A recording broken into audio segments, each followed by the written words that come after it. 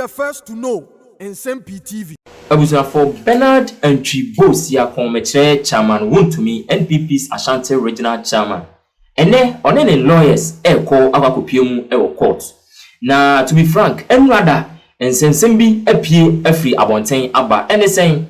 The Attorney General and Minister of Justice, Dr. Dominic Ayine, and now the abonten say will withdraw all charges against Akonta mining manager after agreement to testify against Chairman Wontumi. Mr. Edward Akuokon. And I just say the waka trade Attorney General Dominic Ayine said they say the media dance the state.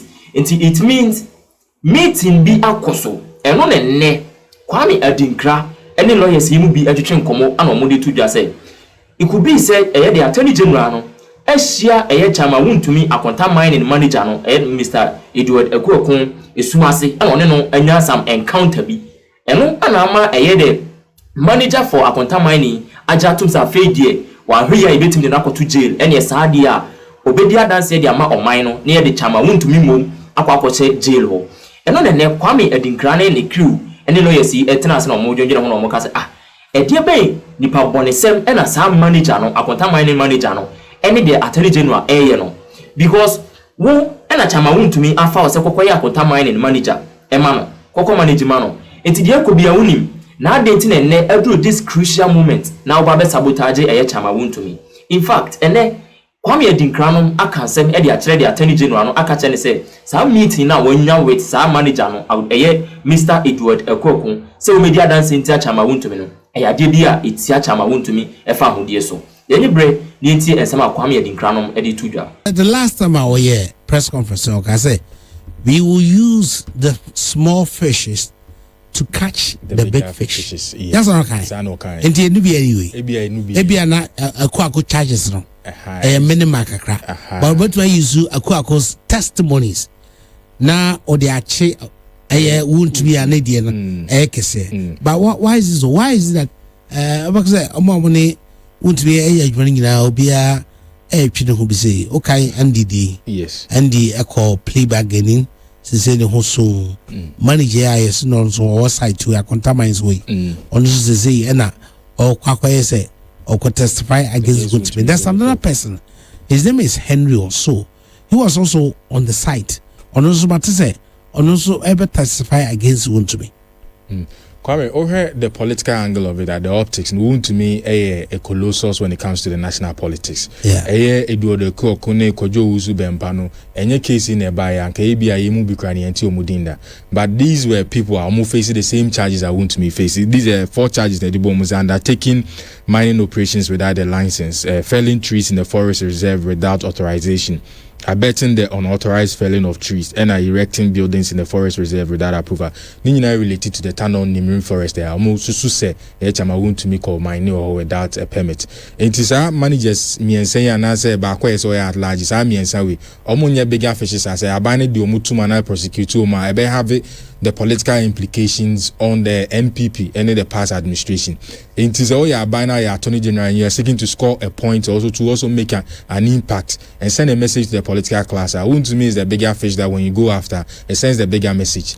And it's not Akuokon de wa dry or say or testify against Chairman Wontumi. But it's also a risky is a risky adventure. Yes. We are in law. We have BBF no adverse witness and I say a hostile witness between the two no because they say ebia Wontumi a manager and any Wontumi a year juma pen no say he should be on the side of Wontumi and one here even though he's under oath or court one here is no one shut down canon sem no amwa the prosecution because sometimes you can say the facts without saying the truth and to be sana won't but the facts before him and one wakano Abiana Amwa. So it depends on the kind of Samwa Sana. What will be the repercussions? Say Amwa Sana. I wouldn't want to go into the merit of the case because say Omonsha say any court no. But generally, yet the Amwa then Abia Attorney General no has taken a risky venture Abia M1 case. M1 case and then it goes to better Chairman Wontumi case. All right. Say Attorney General drop charges against you.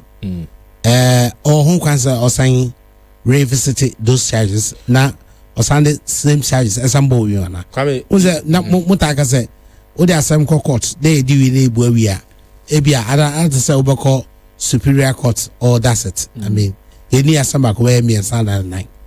And the person was a way no, sir, logical, as I hear my oha, say, Attorney General, episode used as the principal witness against the case, and because of that, or dropping with charges. Sibia or courts. Now say anyi amana. Obesimi asamba at the South Carolina Samba Bobi mana. Kwame, in my limited legal understanding of the law, no section 59(4) of Act 39, a guide a criminal proceedings. Now I say a discharge of an accused person under the section shall not operate as a bar to subsequent proceedings against the accused on account of the same facts. Per the understanding of section 59(4) the Attorney General can revisit the case again against the person on the same facts. It means that go chacha no altogether. It be a chacha, but Kwame also go deeper into sa understanding way now. It says on the same facts. It may be on the same fact, but not on the same charge. On the molested charges near the abomuno. Some charges near the abomuno are different. In JBR, the same fact now obey me I revisit maybe or the different charge abono. Not necessarily say 4 charges here, Ebiomoko mine or Nimu forest without a license, but any other on the same fact maybe to me and no be obey me I revisit on the same fact. It's a risky now Attorney General near Ekyoku no more okay. So you have this impression that Attorney General is bent on nailing Wontumi, caging Wontumi. Is that the kind of feelings you have? Oh no, when you're not discussing this subject, but also share Nemana Air Corner. Say gradually, Attorney General pay enough evidence, and this enough evidence no obenya free. Even those who are collaborators, okay, in the case, our tenure into witnesses. More or less. So it means that Kwambia's Attorney General is there. I'm saying I want to be there. Say you're into prison. Kwame say me Attorney General na pressure gumi chim to say the pressure. Pressure when they gumi chim. Say Ghana for kasa o kasa dodo. And oba en yen se den hu ni oye bia. No no ankasa nso amoa no ho. Oba abonten be kan nsem ni wie. Nsem oba abonten be kan fa chama huntu ye bu anukunfo sort of. And I say ye nyina public ne ye say ne unu a odi bone anisa. Afei na all fair chia kati deals with people to ensure say ni odo beto abonten no court betimi agina so e dia prosecuting ni pakona at the natum enti ono angasa amwa no ho. So the public expect a lot from him. So if I were to be in his shoes, having done the things I were here in the day, Chama Wontumi is a bigger fish that in all angles at all costs I'll find a way to nail him. It is the optics and then the political angle of it. The political angle of it also makes him, it puts him in a better light. Ono ankasa as an Attorney General, and say ejuma de share nsan why. And kwame ye o man mo a ye cast a political class, and most times no aban bi ba o ye de say mechichi o matum me obohu 4 years no mekwa wie na 8 years no mekwa wie no na political class na eja o mako enkosiaga. Under President Kofo, similar thing happened. Or Hole delayed former first lady ejina court for 8 years. The same thing under President Akufo-Addo. There are classes of politicians yedum kojina court Kwame on Collins Dawudamo ene Keselato force mo ekowi echi no Kwame nsem ne ntimi andi enwie ansa na new government ne be ma obe withdraw cases no eno bia na witness under these things. The Ghanaians have the impression say as a political class no moba omo entimi neli omo. So it will be a best call for the NDC government if they are able to nail even 2 or 3 of the political classes are omanemu. And Kwame, I also believe that so due process must be observed. And courts them or their omobia. And I believe that the judiciary on their own have a mind of their own, independent. The only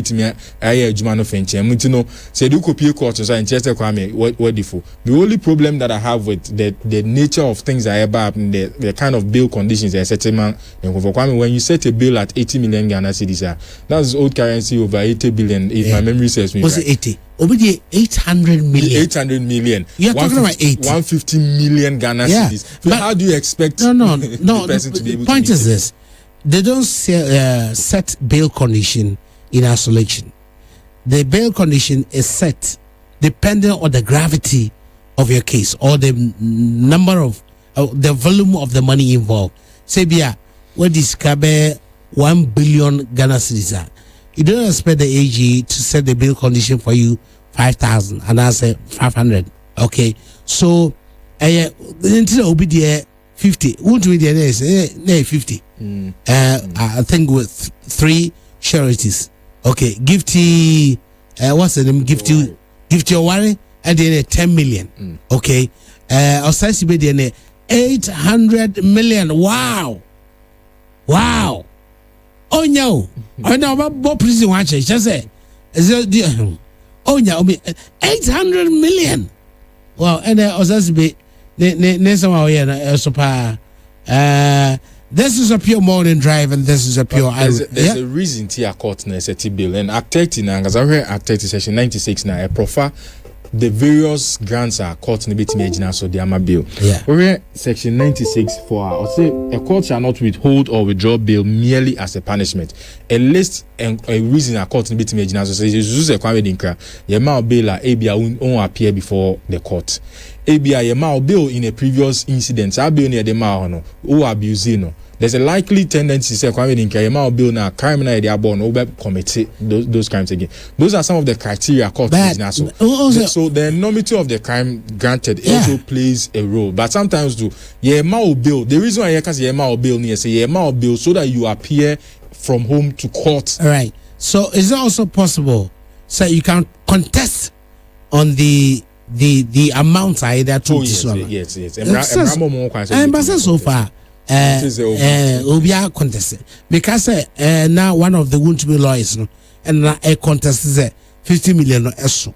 I mean also say Osasibedi is actually contest now it's kind of okay. And now I on say sometimes obo obre year unya achitafo okay. That's what I wanted to use. Right. Oh, yes, true no. Senya a and a true yeah. Sometimes life you need to tread cautiously. You need to make sure you have this social capital, and the social capital is who is your friend. When does it see as some toa obetimi agina wachi obetimi sacrifice them all. When are some toa you don't call say police station or baby abawa abelu. These are all nema otoa as a so bail in yesebia u sika nese kofa brao nemo kofo obi a obetimi ajiwo atinam say obetimi agi atum say oh Evans de minim no Evans de mitim de na ba call de bia Evans mu jana ma no ba fia onwane so dwane kwa me can't tam say me home bar for there because mo gidie sronko ewo Evans mu. These are the things that you need to check. So say biso ho say on was SB when does say or common bill 800 million. I know for a fact that we have these bill contractors people who go and see other people to bring their property blah blah blah and all that, but it's not easy. It's not easy. Kwame, and the man is down. You know, I wouldn't want to kick him more. Let me just make this point. I wouldn't want to stoke more fires into it. Now, somehow, maybe and sometimes you have interaction with some of the family members. Nsem-Pii but Nsem-Pii no abon tofano. It's a signal to political class ene. It's a signal to omo free abemu omo beba abemu bi mu so omo mfanya de share wa me area ho say honorable say Greg kasa no open ana say ya na ba ko no on kasa no open the kasa ni for no for bi din share ne complete statement no okay. No toss one of these we have to invite because anytime we're here we are like Greg or kasa sa kasa no productive kasana say just talking. All right.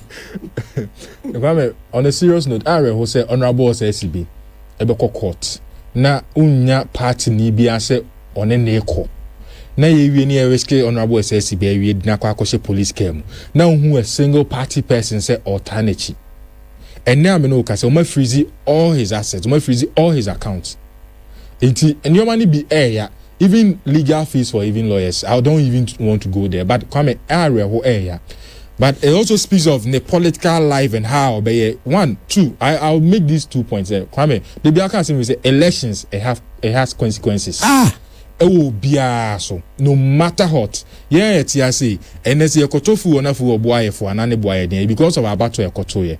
It is all your political class. Na say you do ko che CEO bi na about to do elections time do one man me campaign. One more with the campaign, one invest resources in the campaign. Now so kwa ne kwase obi enkoye adwuma na we ne be di so da kwa me bi ni 3 days to elections enya CEO bi mane buy studio haya baby amiti ya obetina kwa me ni haya na ne akumi buy me pam no who? Oh, why 3 days to elections. 3 days to elections also obeka na achievement baby CEO ya me pam no o party na ba power ne ma wa konya okoye CEO 3 days to elections opasa obeka asam ye bi so say asam na wo kala ebebo aban no ebebo party no so onya ntsam ba na me be pesa me beka company vision and the achievements over the past 5 years. Okay, and a commercial say commercial